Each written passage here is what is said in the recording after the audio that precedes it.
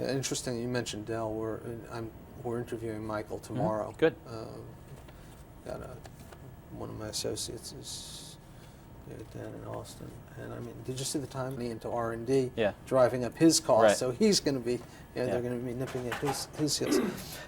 All right. So tell me when you're ready and I can finish. Yeah, we're ready. Yeah. The whole premise for Apple's existence is to come up with better products, highly differentiated, better products, that then the third-party software developers can develop new and exciting and different applications on that they can't develop on other types of personal computers. And if Apple gives that away by giving away their future system software, then I'm not sure that the market needs Apple. So my whole question in this is, what is Apple's differentiation if this is successful? And if it's not successful, what is Apple's innovation which is going to propel it through the 90s like Macintosh did through the 80s? I'm not sure. I'm sure that there are a bunch of bright people there, and I'm sure they have some good ideas. They stopped sending me their management reports a while ago, so.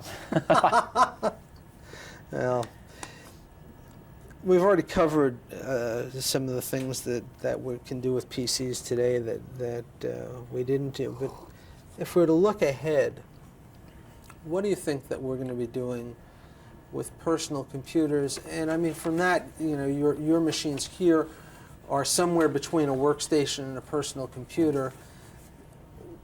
What do you think that we'll be able to do with this field called personal computing, where you are in control, Sure. that we can't do today?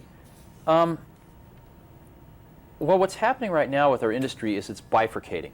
All current generation personal computers, all IBM PCs, most of the current Macintoshes are all going to go portable. They're all going to be smaller, all portable. Within 2-3 years, everything will be portable. And yet, customers are also demanding at the same time more power. And more power falls into 3 or 4 areas. People want large color screens that they can put photographs on. Ask anyone in the upper part of desktop publishing as an example. People want motion video. People want to be networked with very high-speed networking, at least Ethernet speeds. And people want to be sending all of this rich media around the network.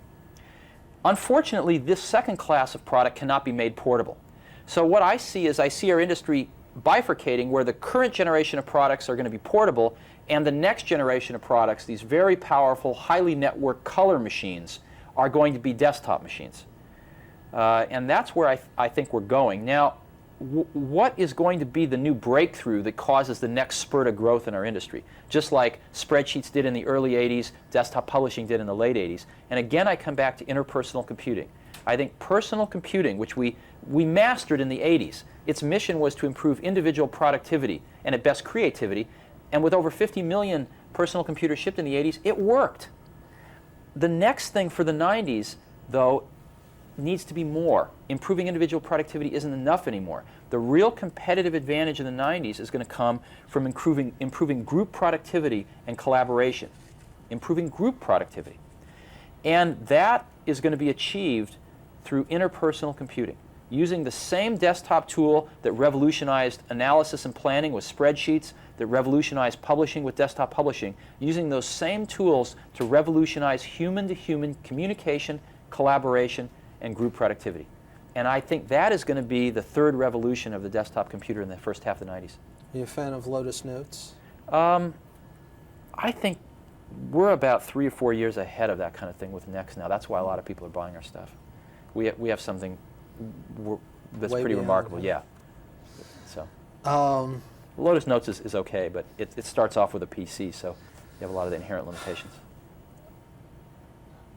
Did you have any idea early on, say early 70s, late 70s, early 80s, that the PC was going to have such a dramatic impact on the entire structure of the computer industry? Sure. Again, what's hard to remember is that by 1979, when we were at Apple, we were already shipping more computers measured in units than IBM was. Remember, IBM was only shipping big mainframes and a few attempts at mini computers. we were already shipping more computers in unit volume in 1979 than IBM was. So the thought occurred to us, certainly by then, that this was going to have a staggering effect because of the unit volume. If we're going to come back to you in 5 years for the 15th anniversary of the PC, what among the companies that are out there now do you think may well go away, and which amongst them that are, somewhere in the also-ran pack do you think may be running up front? Well, besides Next. Let me correct I think a mistaken impression that you articulated. I don't think this is the 10th anniversary of the PC. I think it's the 15th anniversary of the PC, or maybe the 14th, because the first modern PC as we know it appeared in 1977, and it was the Apple II. And the Apple II sold 5 or 6 million units until it was retired. And IBM entered the PC business with their products, which turned out to have a very large effect, but nonetheless there was, the course had already been plotted in 1981. So I think it's the 10th anniversary of IBM's entrance into the PC market. 5 years from now, let me answer a broader question than that, and I'll come back to that one. Okay. At the risk of wasting some of your videotape. That's all right. The tape is cheap. There's a constant tension in our industry between standards and innovation. And I think it's a healthy tension. Standards are very good because they give everybody a baseline. They give everybody a low-cost economic vehicle. But left to themselves, people that usually are the standard bearers don't have any incentive to move forward, and ultimately customers lose. And that's the role of the companies that innovate. Companies that innovate use as many of the standards as they can, but then leap up from them and try to provide new opportunities through innovation, with a certain amount of risk associated because they're not part of the standard. And some of them succeed very wildly. Macintosh, as an example, was a real step. It was a real revolution versus just an evolution. As where most of the things in the PC world have been evolutionary. 286 to 386 to 486. Excuse me. Sometimes. And it's this tension between the evolution and the revolution that I think keeps our industry moving forward. We've seen 7 years after Macintosh, finally the IBM world is getting some of the graphical user interface that was available in 1984 with the Macintosh. So this evolution-revolution tension, I think, is extremely important to keep on going in the future. And the revolutionaries that manage to establish a critical mass, get up to a certain size before the evolutionary people catch up, they survive and prosper. Those that don't get absorbed into the evolutionary path. And with that perspective, when I look at what is happening now, unfortunately, I see a lot more status quo in the next 5 years than I see real evolution. I don't see much coming from things like the Apple-IBM relationship. I see more of the same coming from Apple over the next 5 years. I see more of the same coming from IBM in small evolutionary steps, 286s to 386s to 486s to 586s, but nothing really different. Spreadsheets will run a little faster, but nothing really different. I see, System 7, System 8, System 9 coming from Apple, but fundamentally, nothing really different. And I wish I saw more. But I think it's going to be up to some of the other companies like Next and others to provide that revolution in the next 5 years, which, 5, 6, 7 years from now, the standard bearers can catch up to, just like we saw the PC world catch up to Macintosh 7 years later. Let me ask you something that may I can say that more articulately if you want me to. Well, no, again. I think that covers really well. One of the questions I have, I saw the Xerox Star system over a decade ago, I guess it was, with document context architecture. Why hasn't the personal computer developed along those lines until really the Go operating system? Where you can touch and essentially be doing the spreadsheet in one document, touch, and then you're doing graphics in the same document without having to open new applications and so on. I mean, I know that the power wasn't there initially, but now it is. Well, I guess I take exception to a lot of your contentions. The Star didn't actually do that quite. The Star actually opened separate applications. The industry's wrestling right now with compound document architecture. And Go made a sort of very simple attempt at it, but unfortunately one that I think will not be robust enough for real-life use. And it's a very difficult problem. It's actually more of a user interface problem, I think, than anything else. It's very difficult because, as an example, when you use a spreadsheet, there's a lot of paraphernalia that goes with the spreadsheet, maybe a little bar so you can type in things and a few buttons. And when you use a drawing program, maybe there's a palette of things that sometimes is even glued right onto the document. So how do you handle the context switches from a user interface point of view when you move around through these various sort of objects in your document? Nobody's yet figured that out. The underpinning technology is very easy to hack up now and give a demo of, but to really do it right, you'll see some things next year. So I think, and Star also didn't really solve the general problem. Remember that all the applications on Star were written by Xerox. Oh, I know. I mean, So- I didn't want to get into the Yeah. whole question of what they did wrong in that. No, I was just the point I'm trying to make is it's very easy to do something when you write all the applications, because then every application can know about every other one. And in general, a company turns out 5 or 6 applications and they all know about each other, and you can give a great demo with these apps. But the real key is to come up with an underlying structure that'll let third parties who never talk to each other have these capabilities within their apps. And no one's yet done that. No one has yet done that well. And I think you'll see some of that next year. how much. One of the pieces that we're doing is going to be about as much as we ever get into things like personalities. Uh-huh. So let me just ask you, looking back from the day that you guys came up with the notion for Apple One, how much has your life changed, and how has it changed?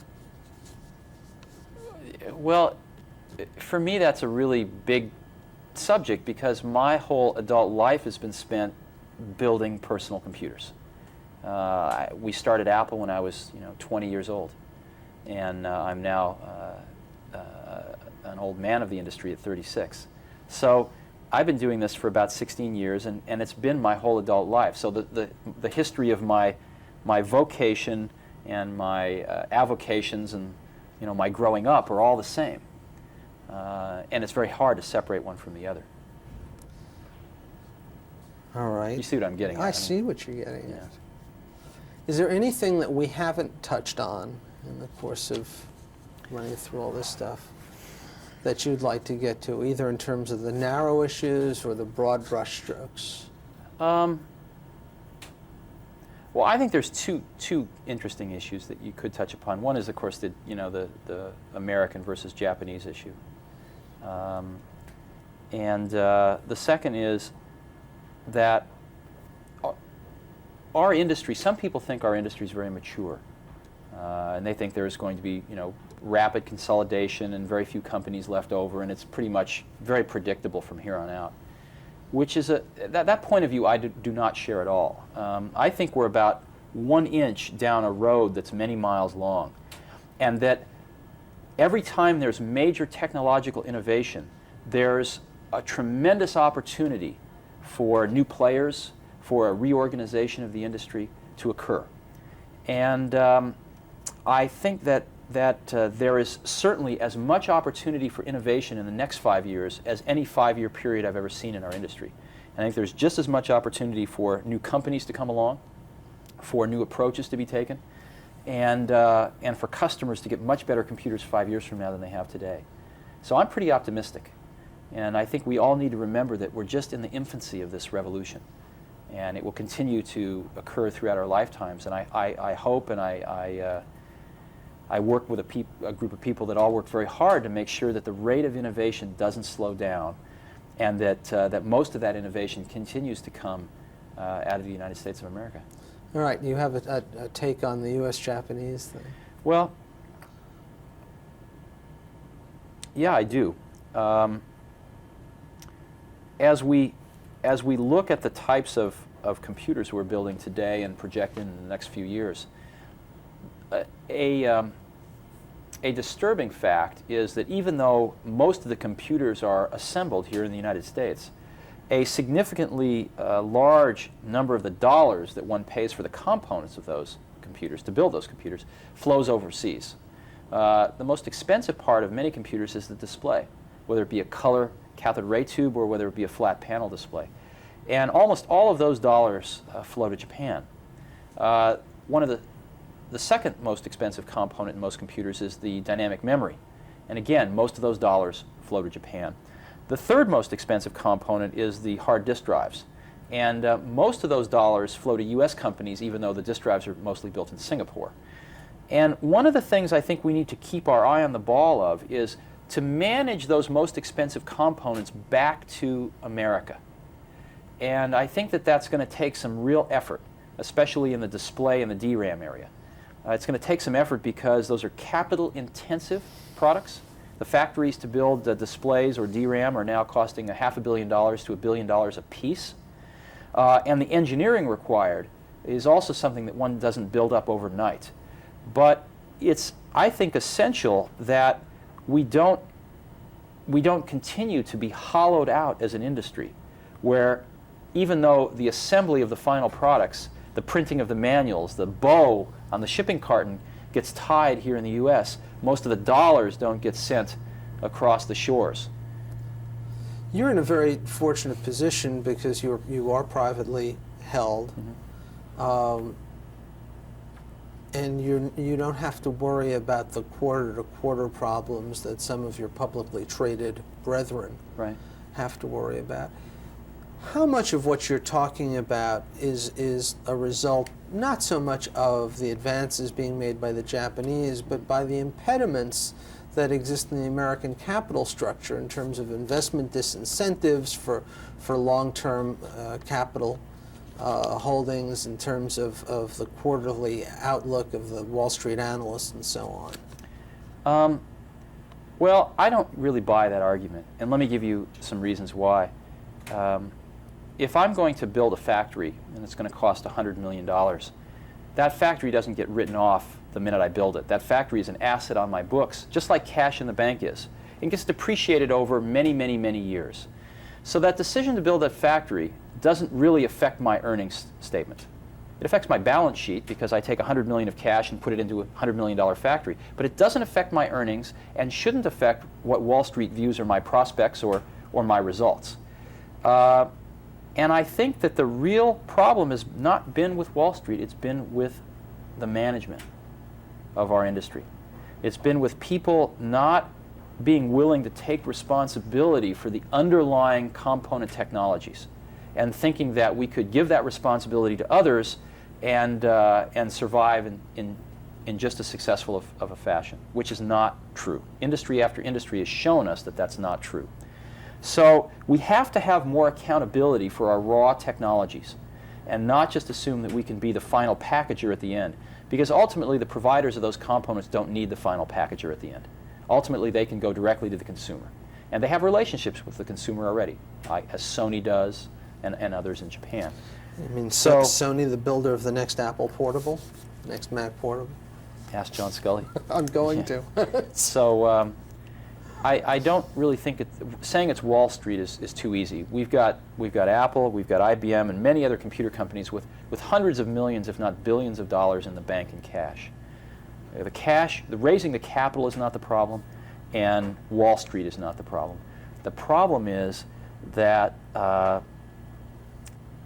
in many cases, the management of our companies is not from an engineering or manufacturing background anymore, and may not appreciate the dependence we have on these underlying technologies. As where if you go to Japan, the people running these companies are engineers or they're from the manufacturing backgrounds, and they very much appreciate. Is that why U.S. Memories failed? I don't know. I don't know anything about U.S. Memories. That was the yeah, I know. Yeah. All right, I think that pretty much covers. Good. Thanks. Excuse me, Steve. Yeah, didn't like the idea. I went out and bought a Apple II Plus system at your Really? A little bit of exposure to you. Oh, great. And I bought the first Mac, the Thank you. 128. Uh-huh.